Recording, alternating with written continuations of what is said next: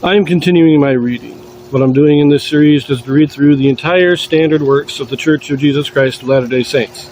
This consists of the Bible, the Book of Mormon, the Doctrine and Covenants, and the Pearl of Great Price. I am reading in a chronological order of events, not according to publication or volume, so I will be skipping around a bit as I move along. We continue now with Ether. We just started the final wars. We had Coriantumr's first big enemy was Sherrod.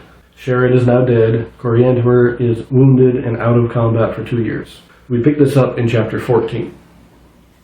The iniquity of the people brings a curse upon the land. Coriantumr engages in warfare against Gilead, then Lib, and then Shiz. Blood and carnage cover the land.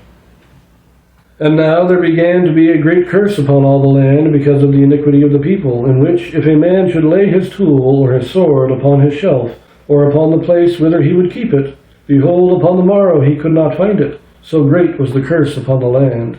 Wherefore every man did cleave unto that which was his own with his hands, and would not borrow, neither would he lend. And every man kept the hilt of his sword in his right hand in the defense of his property, and his own life, and of his wives and children. And now, after the space of 2 years, and after the death of Sherrod, behold, there arose the brother of Sherrod, and he gave battle unto Coriantumr, in which Coriantumr did beat him, and did pursue him to the wilderness of Achish. And it came to pass that the brother of Sherrod did give battle unto him in the wilderness of Achish.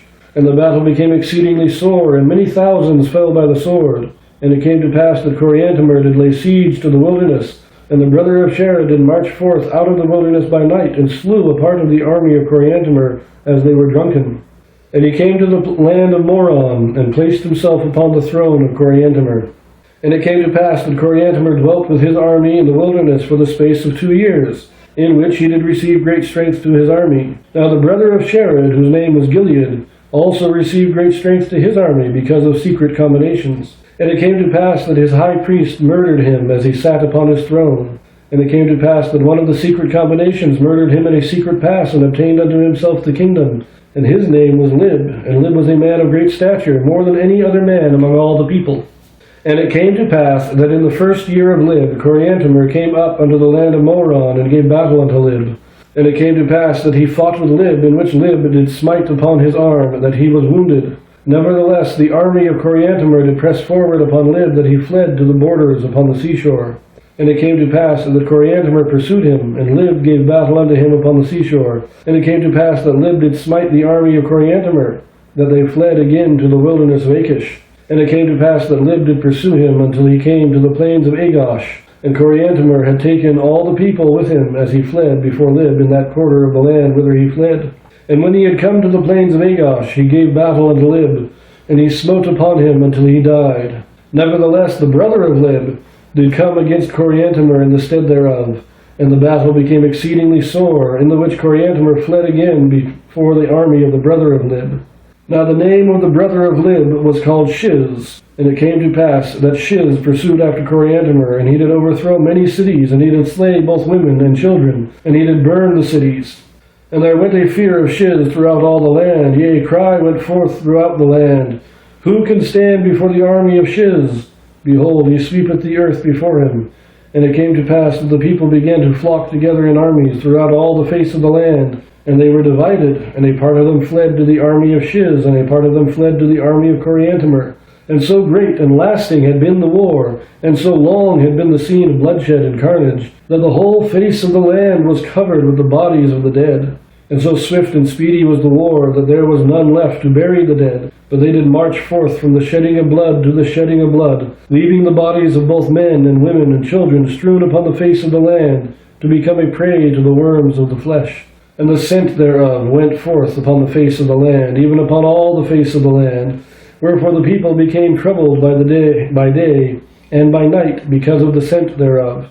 Nevertheless, Shiz did not cease to pursue Coriantumr, for he had sworn to avenge himself upon Coriantumr of the blood of his brother, who had been slain. And the word of the Lord which came to Ether, that Coriantumr should not fall by the sword. And thus we see that the Lord did visit them in the fullness of his wrath, and their wickedness and abominations had prepared a way for their everlasting destruction. And it came to pass that Shiz did pursue Coriantumr eastward, even to the borders by the seashore. And there he gave battle unto Shiz for the space of 3 days. And so terrible was the destruction among the armies of Shiz that the people began to be frightened and began to flee before the armies of Coriantumr, and they fled to the land of Korihor, and swept off the inhabitants before them, all them that would not join them. And they pitched their tents in the valley of Korihor, and Coriantumr pitched his tents in the valley of Shur. Now the valley of Shur was near the hill Comnor. Wherefore Coriantumr did gather his armies together upon the hill Comnor, and did sound a trumpet unto the armies of Shiz to invite them forth to battle. And it came to pass that they came forth, but were driven again. And they came the second time, and they were driven again the second time. And it came to pass that they came again the third time, and the battle became exceedingly sore. And it came to pass that Shiz smote upon Coriantumr, that he gave him many deep wounds. And Coriantumr, having lost his blood, fainted, and was carried away as though he were dead. Now the loss of men, women, and children on both sides was so great that Shiz commanded his people that they should not pursue the armies of Coriantumr, wherefore they returned to their camp.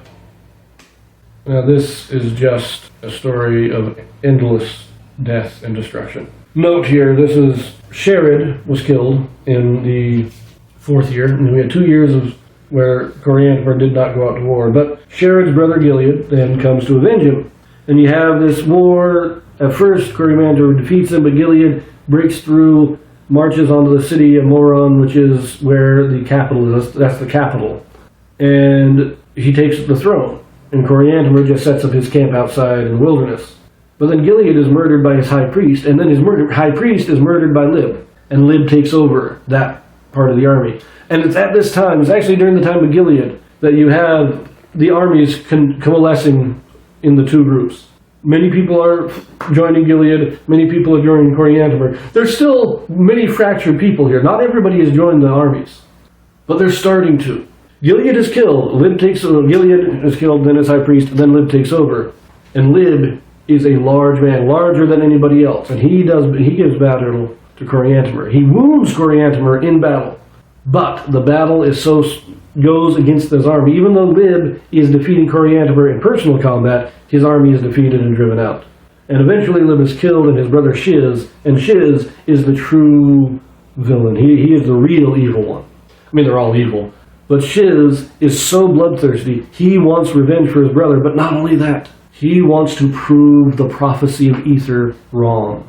Ether said that if Coriantumr did not repent, that everybody would be destroyed except Coriantumr. And Shiz is determined to prove that wrong. He is determined to kill Coriantumr, both as a vengeance against for his brother, but also vengeance against God. He wants to prove that God is wrong.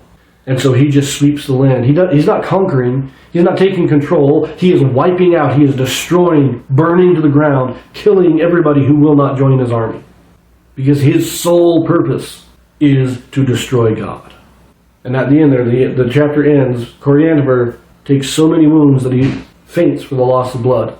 The people think he's dead, and they take his body out kind of in reverence to the king. And Shiz orders the end of the fight. Not because Shiz is feeling sorry for his people, not because he doesn't want anybody else to die, but he thinks Coriantumr is dead, and so he thinks he has accomplished his goal, and so he doesn't need to fight anymore. Anyways, we will actually turn back to Daniel briefly, and then finish out Ether. So, we will see you there.